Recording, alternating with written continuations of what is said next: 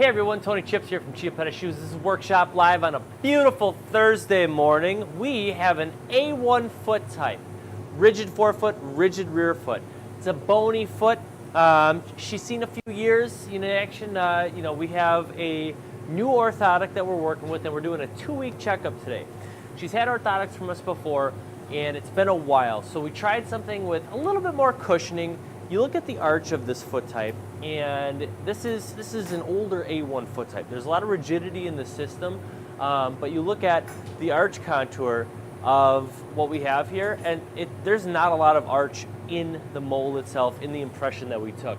So with A1 foot type that has pronated over the years, kind of compensated by flattening out a little bit more, we've had a fair amount of toe and metatarsal issues.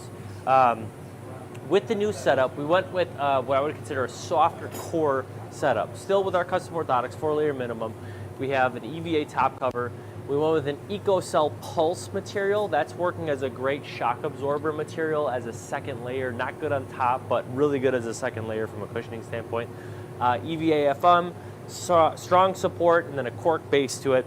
Now, first 2 weeks, initial impression, left is feeling great. Right needs a little extra loving. Toes are cramping up a little bit, and a little extra pressure on the 5th metatarsal base. So we're going to go with a little extra modification and process. Let me take you top down.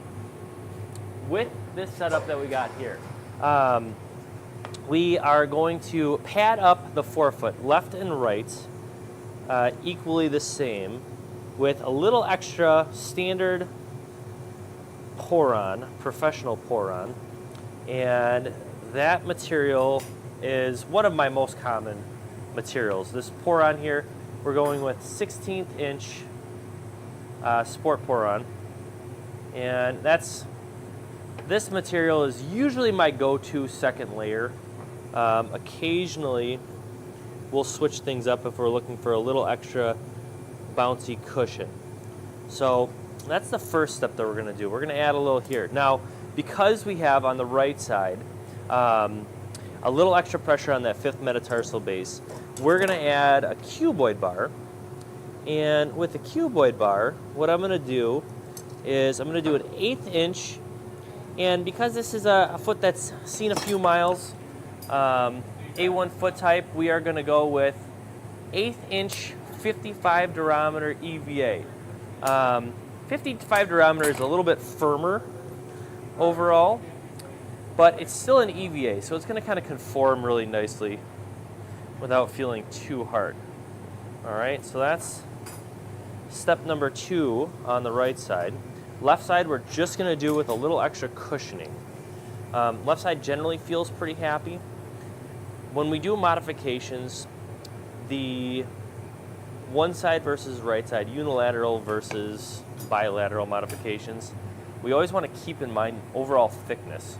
When we're doing modifications, we want to make sure that, if we're adding something, it's not going to throw the body off posturally, and make sure that we keep a good amount of balance between the left and the right. And a lot of times we see feet that have 2 different foot types. That's relatively common, especially after knee or hip replacement, which a lot of times requires different modifications. But we still want to keep in mind, uniformity is generally a good idea when we're dealing with the feet. So we're going to get this. This is our step number 1. Step number 2, just for the right side, is going to be an extra metatarsal pad. And we're going to double up what we currently have. We started, again, this is a 2-week checkup. We started with a standard metatarsal pad, and the piece itself is a 55 durometer cushion cork and rubber combination. We're going to add one more layer to that, same thickness, 1/8 inch, but we're going to go with same 55 durometer EVA material as what we're doing for the cuboid bar.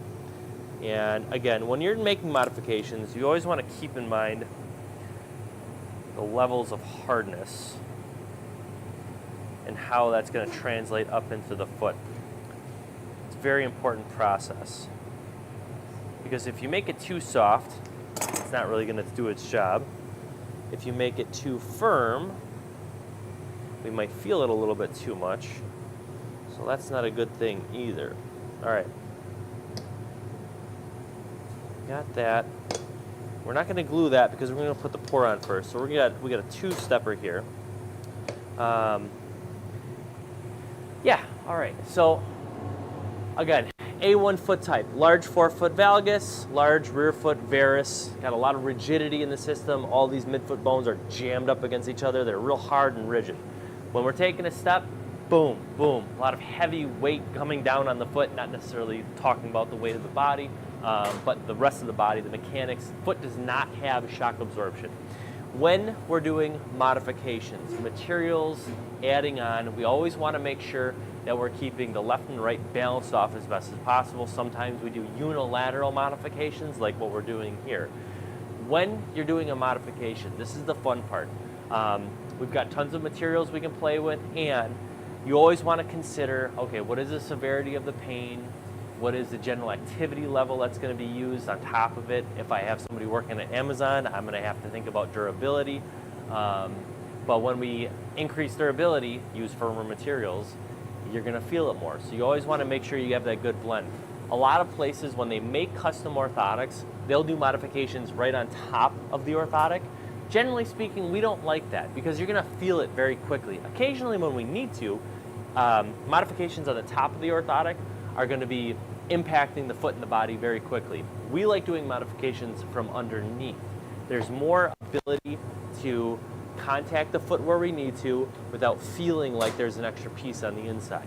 We always want to make sure that what we're doing is just an ancillary part of your everyday. Comfort is not having feeling at all. So we're going to take you back in a sec. We'll be right back. Hey, Tony Chiappetta back again. Just want to follow you guys up. So we have an A1 foot type, a lot of rigidity, 2-week checkup on the orthotics. We're doing some modifications. Left is in good shape. Right needs a little extra loving. We're going to take the top down in a sec. We're working with the New Balance 1540. This thing is a beast. It works really well for lots of different types of feet. Very wide last, similar to the Brooks Aerial, a little bit softer, a little bit deeper. It's a traditional extra depth shoe, comes with 2 layers of inserts, works great for hammer toes or bunions. Really happy with this bad boy here. Now, on the orthotic, we're going to take it top down.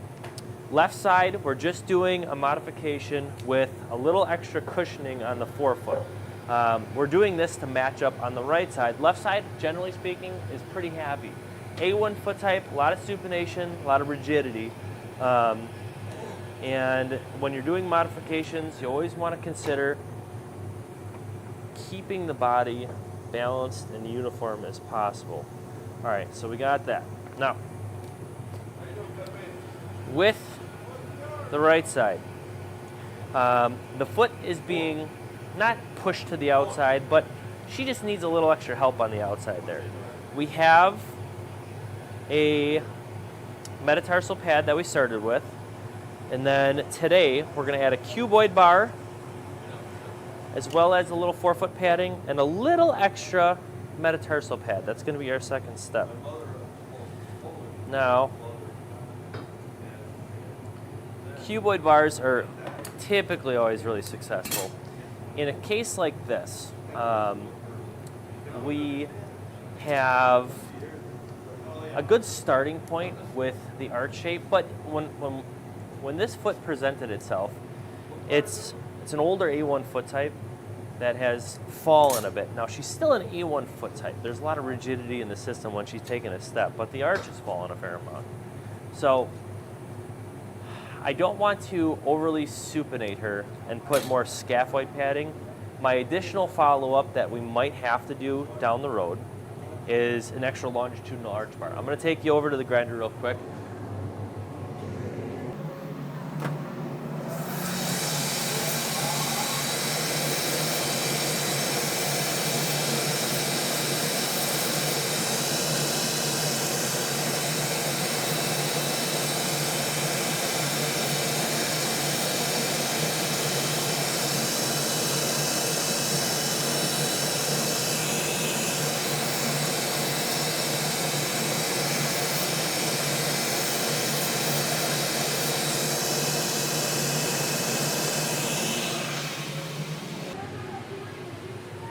Okay, so Right side we have set up. Now we're going to double up this met pad with a little extra 55 durometer microcell puff EVA.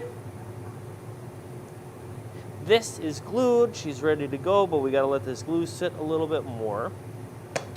And left side is happy. So a little extra forefoot padding. The shoe has plenty of depth to it too. So she was complaining there was a little extra kind of pinching on the toes. There's no seam, it's soft. I don't think that's going to be a factor in this. I think the metatarsal padding with an A1 foot type, there's a lot of gripping heaviness to it. The mechanics here are going to be improved by adding a little extra metatarsal pad in addition to what we already have. So we're going to be at a 1/4 inch right behind the second, third, and fourth knuckles of the feet. So that's going to be our solution. Hopefully this works out really well. We're going to let this glue dry for a second. We'll be back in another minute. Thank you. Last piece is going down. Let's heat this bad boy up. EVA is heat moldable. We want to give it a good blast. And we are almost finished up with this lovely project. If you look at the cuboid bar, I like to typically have it at an angle. That's, usually following the same area. If you look where it's at, kind of always, we like to do modifications in as beautiful of a means as possible, just from a shape standpoint, as well as anatomically correct. All right, let's take you top down, or take you over to the grinder.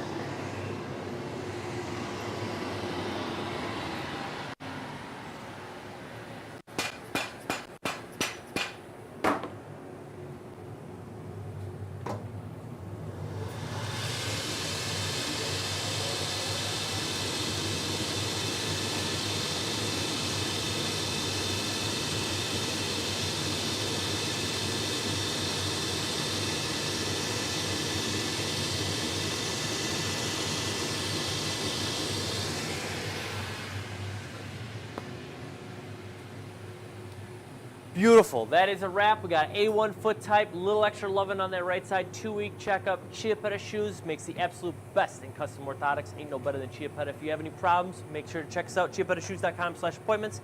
Have a great day. Ciao.